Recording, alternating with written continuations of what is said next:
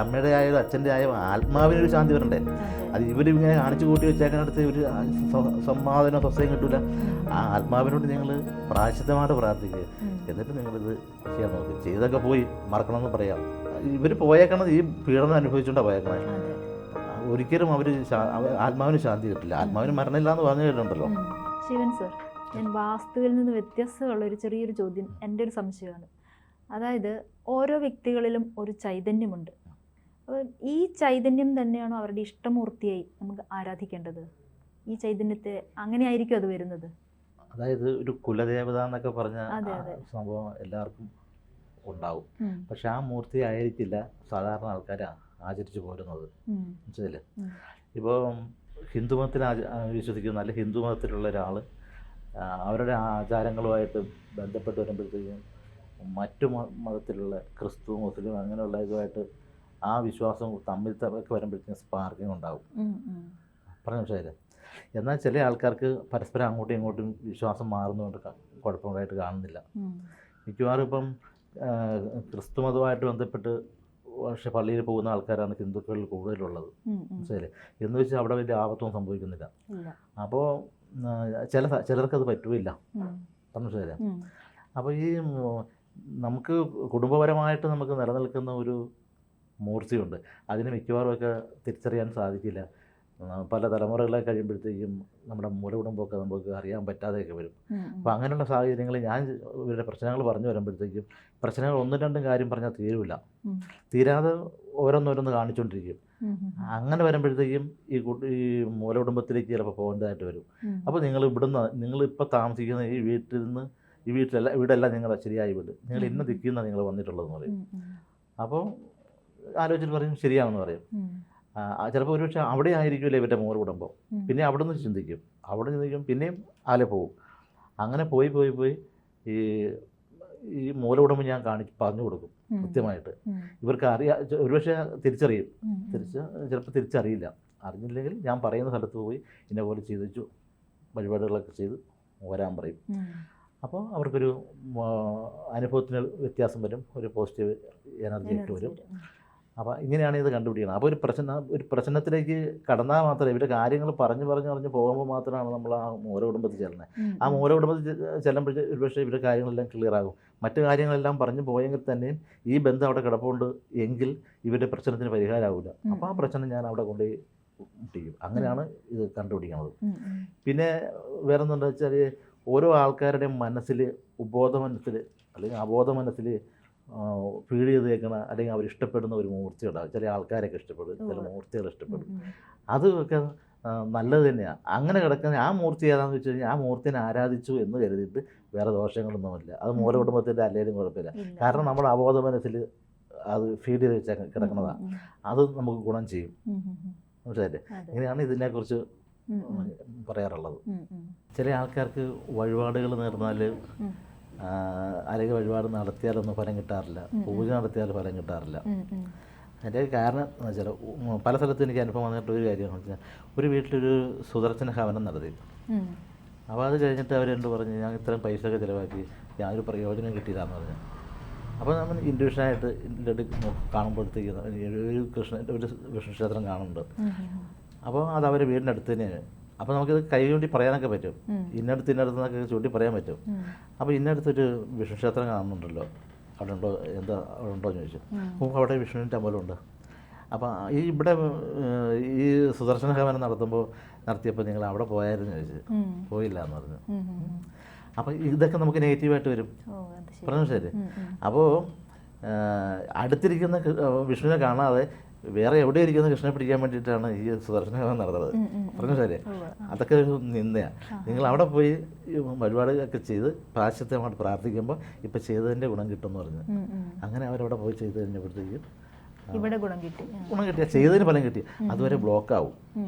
ഇങ്ങനെയുള്ള ഈ ഓരോ കർമ്മം നടത്തുമ്പോഴത്തേക്കും ശുഭകർമ്മങ്ങൾ നടത്തുമ്പോൾ ഇങ്ങനെ പലതരത്തിൽ ബ്ലോക്ക് ആകാൻ സാധ്യതയുണ്ട്. ചിലപ്പോൾ പ്രേതങ്ങളെ കൊണ്ടും ബ്ലോക്കാവും, ചിലപ്പോൾ മറ്റേ ദേവതകളെ കൊണ്ടും ബ്ലോക്കാവും. അതൊക്കെ നമ്മൾ തിരിച്ചറിയണം. അങ്ങനെ ചെയ്ത് കഴിഞ്ഞിട്ടുണ്ടെങ്കിൽ ഒരു പൂജ നടത്തിയാൽ പോരാ, കാശ് മുടക്കുന്ന പൂജ നടത്തിയെന്ന് പറഞ്ഞൊരു കാര്യമില്ല. ഇപ്പോൾ ഈ ആവാഹിക്കുമ്പോഴത്തേക്കൊക്കെ ആത്മാക്കളൊക്കെ ആവാഹിച്ച് നല്ലപോലെ കാശ് മുടക്കി നല്ല ആൾക്കാരെ കൊണ്ട് ആവാഹിപ്പിച്ചിരുത്തിയെന്നൊക്കെ പറഞ്ഞ് എൻ്റെ അടുത്ത് വരാറുണ്ട്. അപ്പോൾ ഞാൻ നോക്കുമ്പോൾ പോയിട്ടില്ല. അപ്പോൾ ഇതെന്താണെന്ന് ഞാൻ, നിങ്ങളെന്താ പോകാത്തതെന്ന് ഞാൻ ചോദിക്കും. ആരോട് ചോദിക്കും? ഈ ആത്മാവിനോട് ഞാൻ ചോദിക്കും. ചോദിക്കുമ്പോൾ ഇവർ കൃത്യമായി കാര്യം പറയും. അപ്പോൾ ഒരിടത്തല്ല പല സ്ഥലങ്ങളിൽ ചെന്നപ്പോൾ ഒരു അനുഭവം വെച്ച് കഴിഞ്ഞാൽ എന്തുകൊണ്ട് ആവാഹിച്ചിട്ട് പോയില്ല എന്ന് ചോദിക്കുമ്പം ഈ മക്കൾ ഇവരെ ഇങ്ങനെ വലിച്ചുകൊണ്ട് പോണതും അടിക്കുന്നതൊക്കെ ആയിട്ട് ഞാൻ കാണിക്കുന്നുണ്ട്. അതായത് മാതാപിതാക്കളെ ഉപദ്രവിക്കുന്നതായിട്ട് കാണിച്ചിട്ടുണ്ട്. അപ്പോൾ ഞാൻ പറഞ്ഞു നിങ്ങൾ അങ്ങനെയൊക്കെ എന്തുകൊണ്ട് ചെയ്തിട്ടുണ്ടോ എന്നൊക്കെ ഞാൻ നോർമലായിട്ട് ചോദിക്കും. ഇല്ല അങ്ങനെയില്ല എന്ന് പറഞ്ഞാൽ വളരെ അന്തസ്സായിട്ട് അഭിമാനത്തോടുകൂടി പറയും. നിങ്ങൾ ഇന്ന പോലെയൊക്കെ ഉപദ്രവിച്ചിട്ടുണ്ടെന്ന് ഞാൻ പറയും.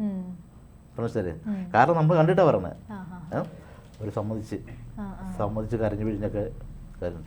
എന്നിട്ട് പ്രായശ്ചിത്തമായിട്ട് പ്രാർത്ഥിച്ച് ഞാൻ പറയുന്ന പോലുള്ള കാര്യങ്ങളൊക്കെ ചെയ്ത് ഈ അമ്മയുടെ ആത്മാവിന്, നിങ്ങൾ കാശ് മുടക്കിയിട്ട് കാര്യമില്ല, ഈ അമ്മയുടെ ആയാലും അച്ഛൻ്റെ ആയാലും ആത്മാവിനൊരു ശാന്തി വരണ്ടേ?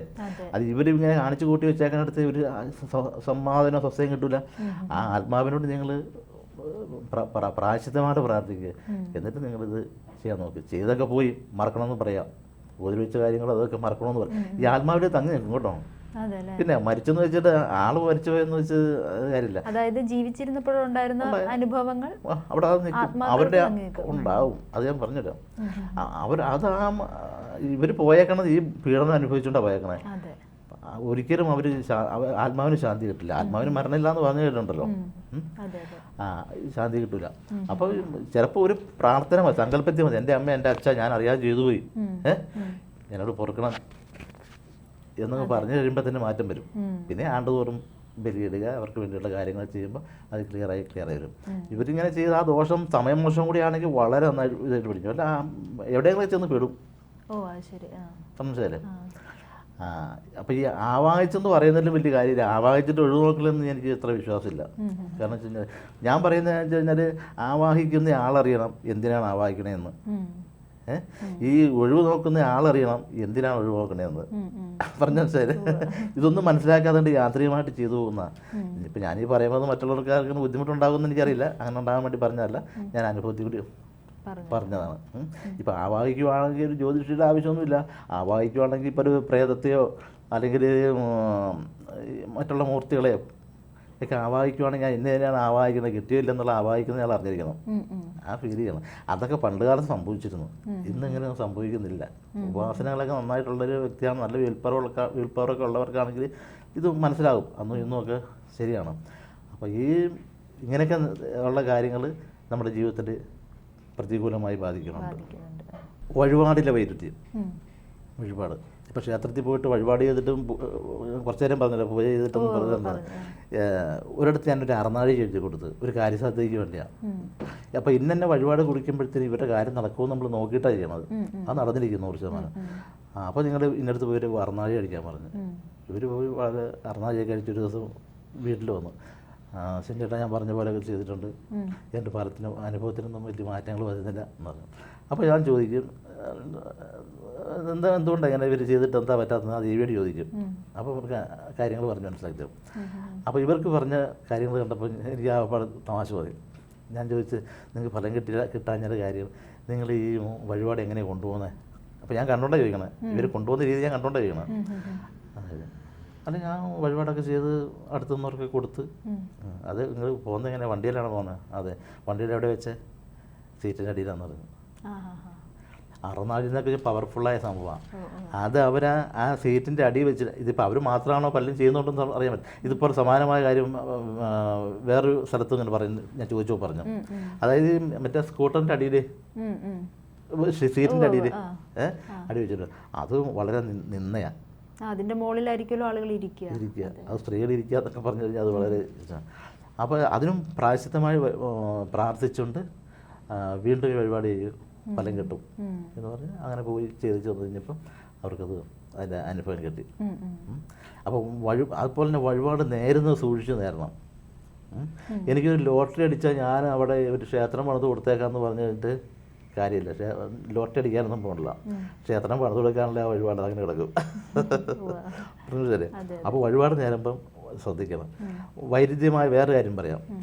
അതായത് സ്ഥാനമെല്ലാം കണ്ട് പെരയെല്ലാം പണിത് കഴിഞ്ഞപ്പോഴത്തേക്കും പെരയ്ക്ക് എന്ത് പേരിടണമെന്ന് അറിയാൻ വേണ്ടി എൻ്റെ അടുത്ത് ലാസ്റ്റ് വരവ് വന്നു. അപ്പോൾ ഞാൻ പറഞ്ഞത് നിങ്ങൾക്ക് ഒരു ബ്ലോക്ക് കാണുന്നുണ്ട്, അത് വിഷ്ണു ക്ഷേത്രമായിട്ടാണ് ആ ബന്ധം കാണണമെന്ന് പറഞ്ഞു. അപ്പോൾ അദ്ദേഹം പുള്ളിക്കാരത്തി പറഞ്ഞു അത് ശിവൻ കഴിഞ്ഞിട്ട് നേരത്തെ വന്നപ്പോഴും എന്നോട് പറഞ്ഞു, പക്ഷേ എനിക്കത് മനസ്സിലായിട്ടില്ല എന്ന് പറഞ്ഞു. അത് എവിടെയാണെന്ന് ഇതുവരെ എനിക്ക് മനസ്സിലായിട്ടില്ല.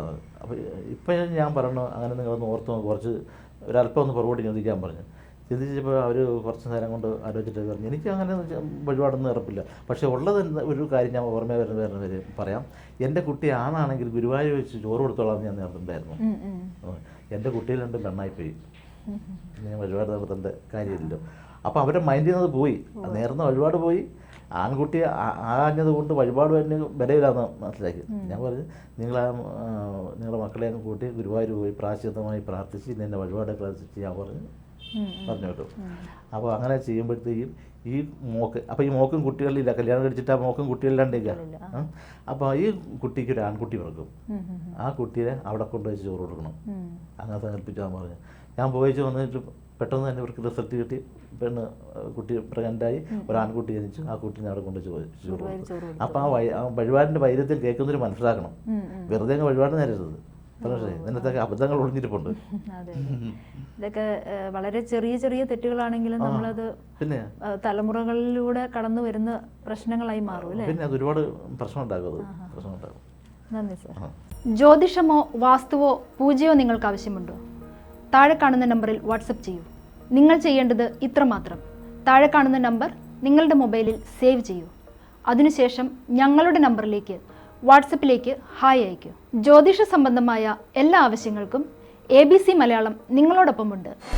ജ്യോതിഷവുമായി ബന്ധപ്പെട്ട എല്ലാ വിശേഷങ്ങളും നിങ്ങളിലേക്കെത്താൻ ABC ജ്യോതിഷം സബ്സ്ക്രൈബ് ചെയ്യുക.